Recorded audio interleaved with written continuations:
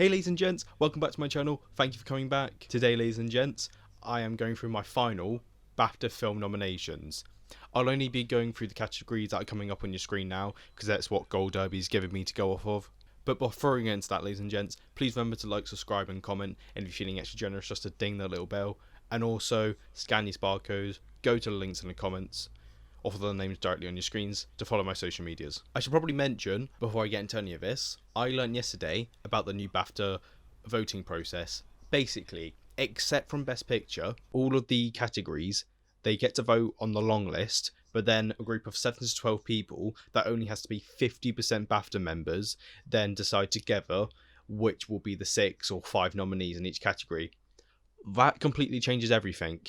It's quite hard to go off this alone, and I'm not even all that confident on my predictions because of this. I'm just purely going on the past and what's most likely to happen because of BAFTA's British.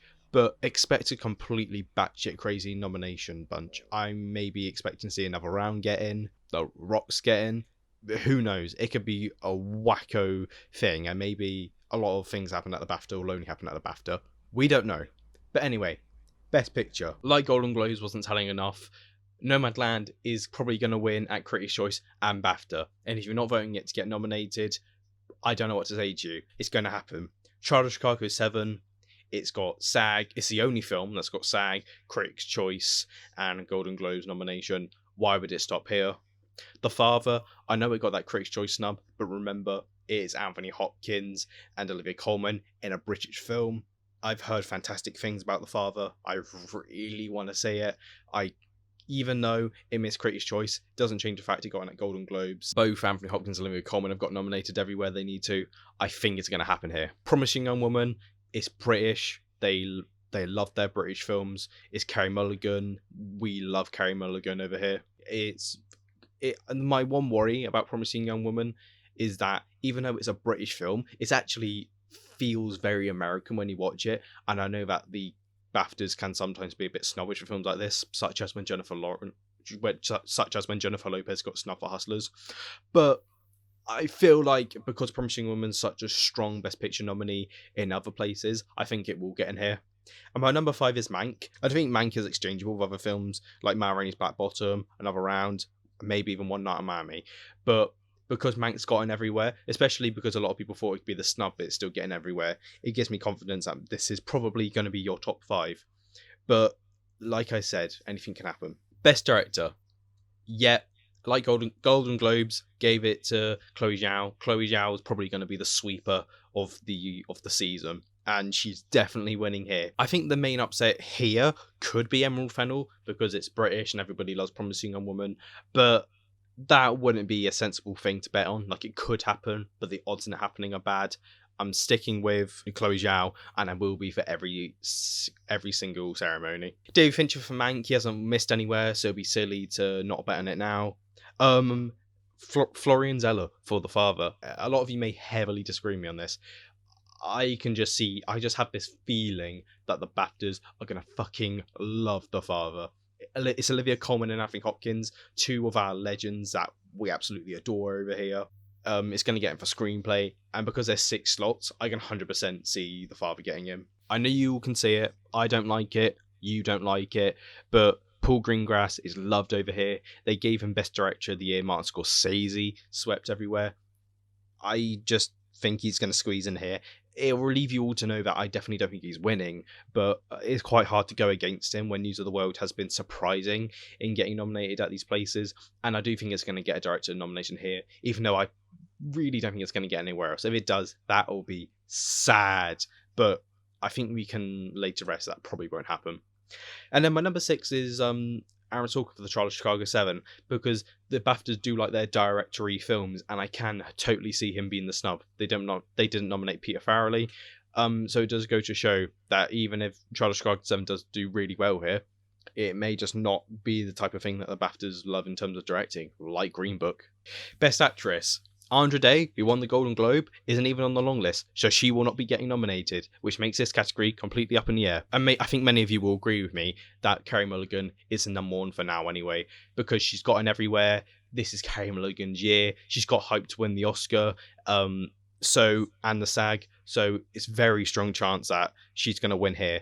My number 2 is Vanessa Kirby, Piece of Woman, because not only is her performance great, British bias may get in the way and she could maybe win. It would be a shocker. She is my pick for Best Actress of the Year, but no, I don't really think that's going to happen.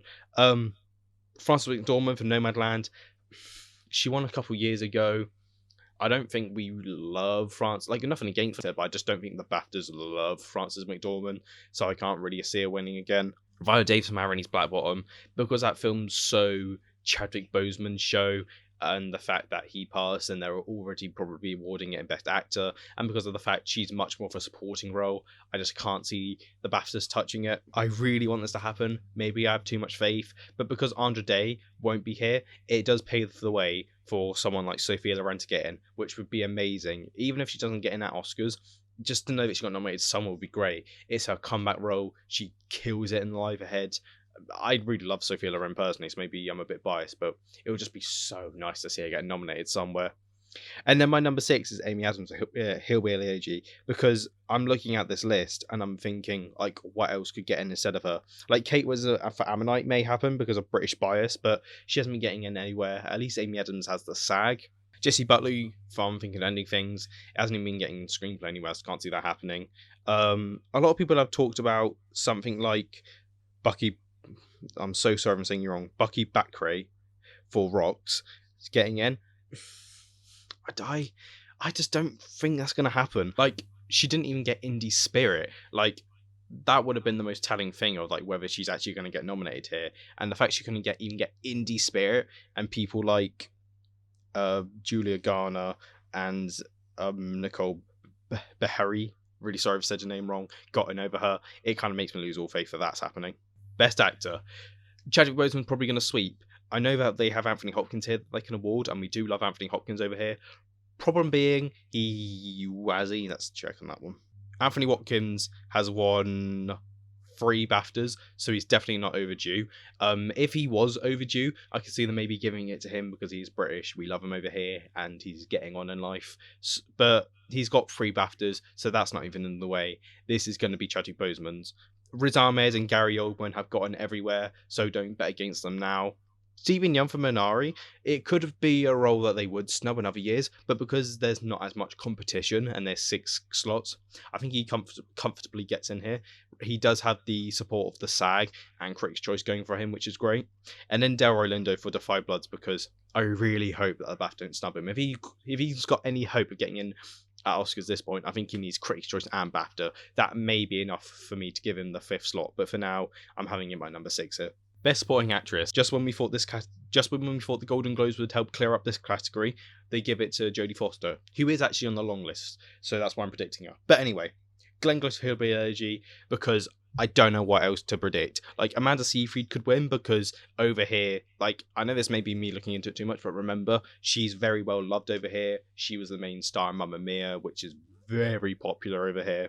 So I could see her winning, and plus Mank is that throwback Hollywood film that the BAFTAs do seem to love.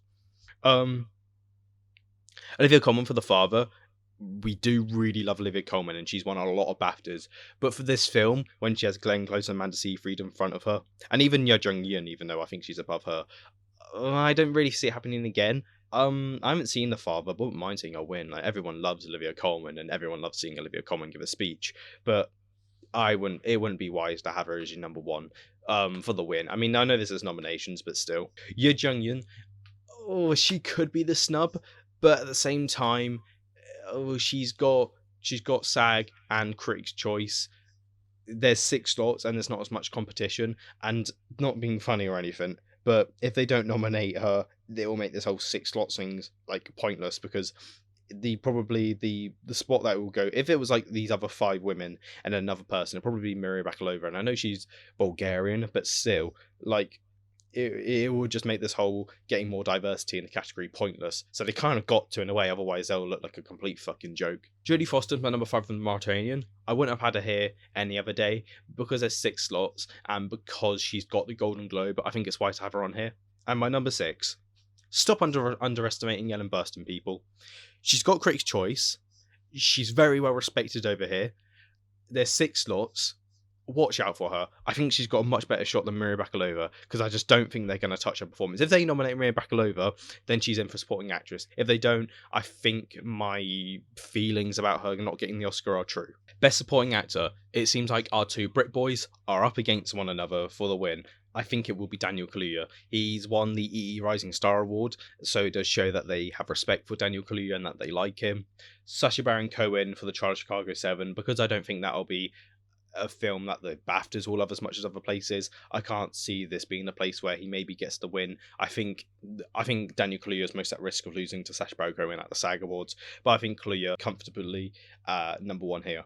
Leslie Odom Jr. for One Night in Miami. He's gone everywhere, so don't bet against him now. Mark Rylance for the Trial of Chicago 7. Do you remember the year where he won at the BAFTAs, nowhere else, but then went on to win the Oscar? They love Mark Rylance, clearly. They have a lot of respect for him. So you know what? I'm going to give Mark Rylance the number 4 spot. Because there's 6 slots, I do think this will be the one place where the trial does get 2 acting nominations. Number 5 is Paul Raci, because Jared Leto won't be getting nominated. He's amazing in The Sound of Metal, and I really hope the BAFTAs do the right thing. And then my number 6, some may say I'm going out on a bit of a limb here. I think, even though I don't think he'll get nominated anywhere else, I think Stanley Tucci will get in here, because we love Stanley Tucci over here. We love him. He kills it in Supernova. Even though he hasn't been getting the nominations, everybody's just been raving about him. I think he'll get the nomination. You know what? I'm going to do it. I'm going to predict Stanley Tucci. Best Original Screenplay. Honestly, I think it's a coin toss between The Trial of Chicago 7 and Promising Young Woman, because Aaron Sorkin has won at the BAFTAs before with The Social Network. I can't see why he'd stop here. But at the same time, Promising Young Woman has a really strong screenplay hype going for it. It's like the runner-up to win screenplay at the Oscars. And because Promising Young Woman is a British film, even though it's in America, I can 100% it, maybe stealing it here. But they're both definitely in for the nomination. Minari, you know what? I say I'm pretty confident it's going to get in, because this is quite a weak year. Like, I can't really see Sound of Metal getting in here another round. Probably not. Defy Blood's definitely not. And Soul would be awesome, but I don't think that's happening. Manx, my number 4. It's been getting everywhere else, so I go against it. And then my number 5 is actually Judas and the Black Messiah, because like I've said before, it's got WGA, which is going to be a big help for it. And I don't think they're going to go Sound of Metal or another round. And I need to obviously keep reminding myself that they will be having these meetings and discussing and debating about what deserves nomination. And that really does leave space for a surprise in each category. But the odds on it happening and the chance of it happening are bad. So don't go out on a limb in every category, because you will probably be wrong. Best Adapted Screenplay. I know, I've done this for Critics' Choice. I'm going to do it again here. I think The Father will be the Best Adapted Screenplay winner. It doesn't affect Nomadland's chances of winning Best Picture too much, because it's still going to win director everywhere else, and you need either screenplay and or director, and it's going to get director, so I think it'll be fine. But Nomadland just isn't much of a screenplay film, and from what I've heard from people who've seen The Father, from the fact it's based on a play, and from the clips and trailers I've seen, The Father just is the more screenplay film. So, you know what, I'm going to go out on a limb. Even though this is for the nominations, I'm going to say that I also think it's going to get the win. One Night in Miami and Man Rainey's Black Bottom are both also based on plays, and both are also very screenplay films, and they've gotten everywhere, so why go against it?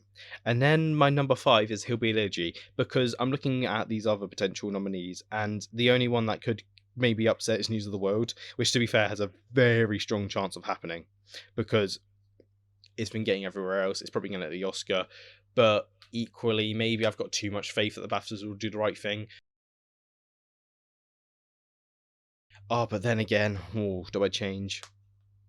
No, I'm going to keep Hillbilly Elegy for now. I will update my Twitter if anything changes. Oh, sorry if I'm keep looking over here. I've got my screen here so I can see what I look like, and I have my camera here, and it's just kind of hard to, not be distracted by it. Best casting. Trial of Chicago 7 is going to get nominated. It's going to win everywhere. It's going to get nominated everywhere.